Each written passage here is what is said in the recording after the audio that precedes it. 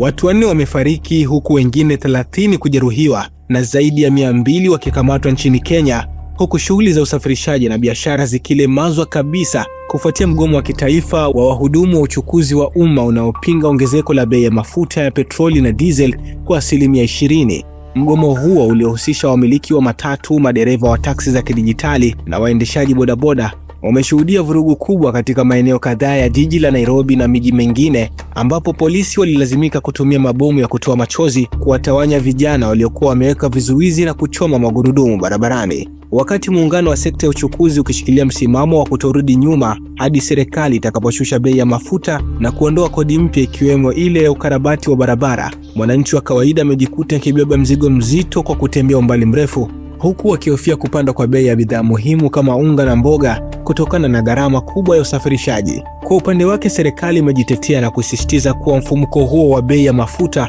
unatokana na mambo yaliyo nje ya uwezo wake, ikiwemo mivutano ya kijiografia na vita vya kimataifa huko Mashariki ya Kati, ingawa tayari imewekeza mezani mabilioni ya fedha kama ruzuku ya dharura. Huku hasara ya mgomo wa leo pekee ikikadiriwa kufika shilingi milioni 500. Macho yote sasa yanaelekezwa kwenye meza ya majadiliano kati ya wizara husika na wadau wa usafirishaji ili kuona iwapo kutapatikana suluhu ya haraka itakayookoa uchumi wa nchi na kurejesha hali ya kawaida.